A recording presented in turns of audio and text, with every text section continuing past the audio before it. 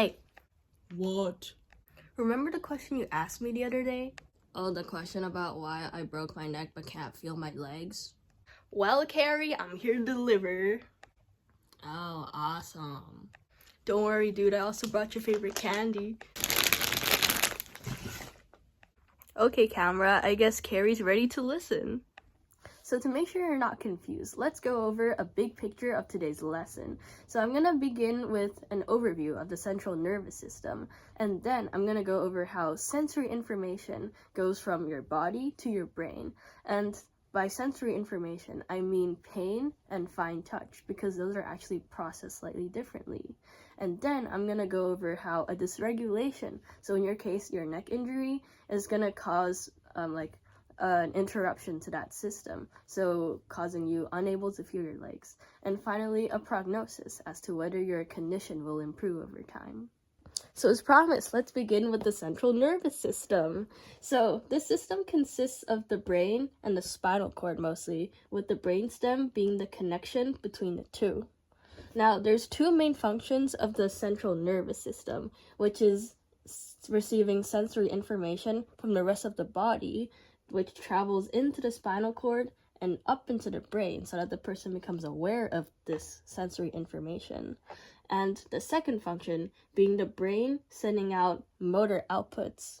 So some examples of this output would be muscles moving or some glands producing fluids like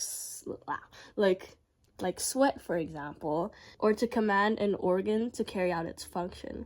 However, today we're going to focus on sensory information because that was your question. So how does sensory information go from a body part like your toes up into your brain so that your brain becomes conscious of it? Well, let's say I tickle someone's toes really, really lightly. That's going to stimulate some mechanical receptors in the tip of those toes, which is going to send a signal up into the foot, into the leg, and into the spinal cord, which is going to travel all the way up into the brainstem.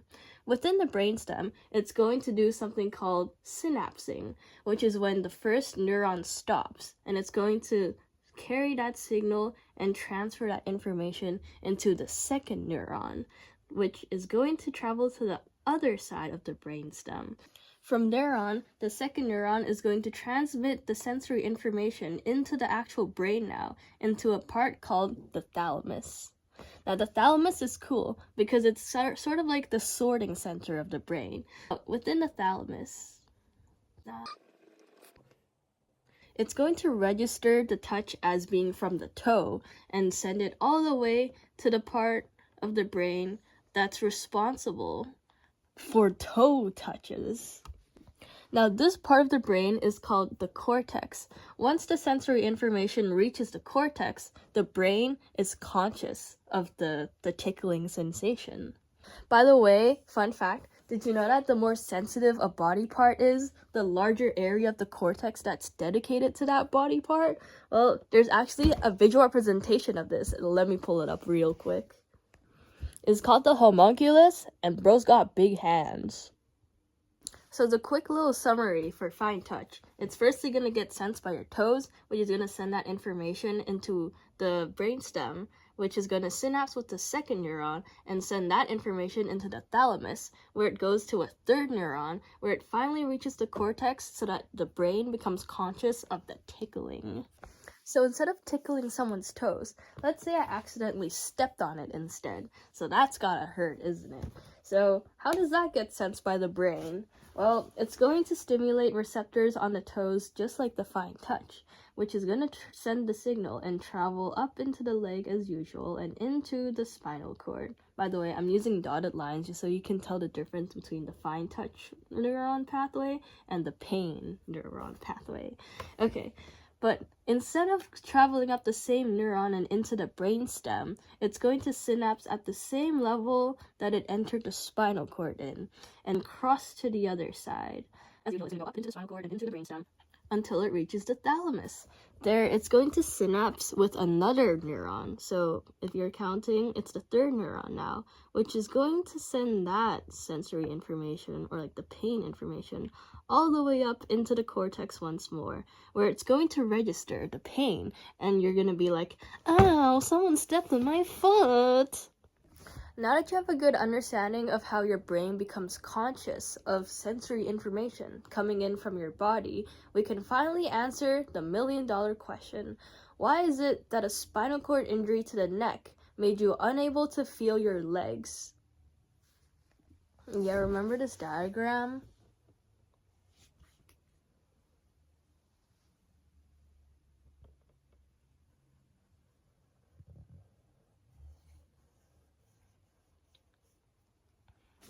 Dog, that's your injury.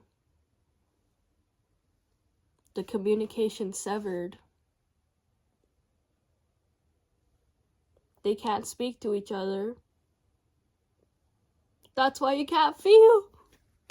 Sorry, that was a little over dramatic. As a quick little edit to make the diagram more accurate, the damage to the spinal cord doesn't completely get rid of it. It kind of does that.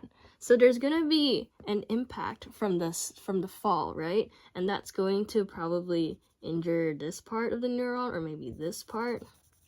But it doesn't completely get rid of it. So yeah, just so you know. As for whether you're gonna get better, I'm gonna be honest with you, I actually don't know the answer to that. I think it's going to depend on how severe your injury was. Like, for example, if it's only on one side, then maybe over time your spinal cord's gonna repair itself somehow, and you're gonna be able to feel things on one side of your body. Because remember how it's gonna cross over to the different side? Well, if the injury isn't that deep on one side, then perhaps you're going to be able to restore things on just one side of the spinal cord. So this means you might be able to feel fine touch on one side of the body or pain on the other side.